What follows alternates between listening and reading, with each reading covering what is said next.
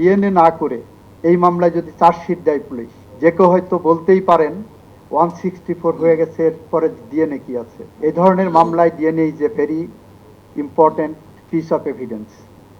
আমার যেখানে ডিএনএ করার সুযোগ আছে, আমরা সেখানে কেন করব না। আমরা আপনাদের বলছি, রামি স্যার ডিএনএ আসতে 72 ঘন্টার বেশি সময় লাগবে না, আশা করি ইনশাল্লাহ।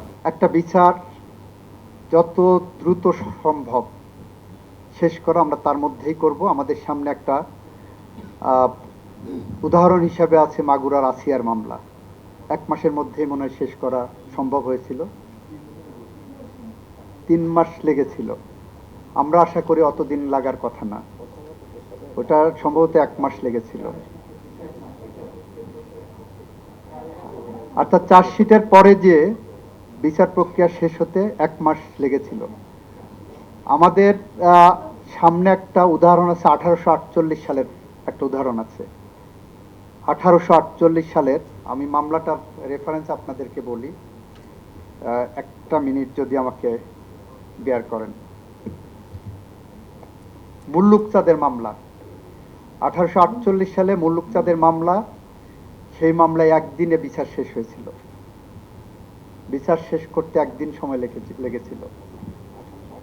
আমাদের এখানে আইনি যেটুক ফাঁক আছে সেটা হলো, সেটা বাদ রেখে যদি আমরা চার্জশিটে যাই, সেটা নিয়ে আমাদের ফ্যাটাল ইনজুরি থেকে যাবে প্রসিকিউশনে।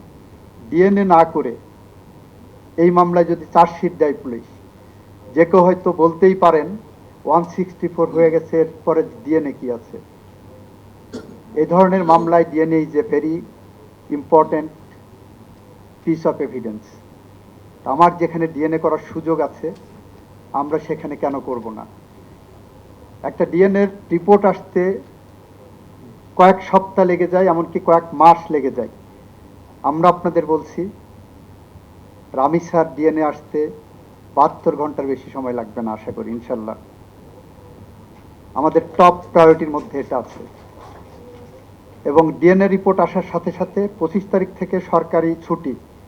যদি আমরা ডিএনএ রিপোর্টটা তার আগে পেয়ে যাই, আমরা আশা করি তদন্ত যে গতিতে আগাচ্ছে, আমরা ঈদের আগে যদি চার্জশিটটা দিতে পারি, ঈদের পরপর আমরা বিচারিক প্রক্রিয়া শুরু করতে যা যা কর্মসূচি আছে সব কর্মসূচি গ্রহণ করে এই বিচারটাকে ত্বরান্বিত করার জন্য প্রসিকিউশনের পক্ষ থেকে যতটা ডিউ ডিলিজেন্স দেখানো সম্ভব,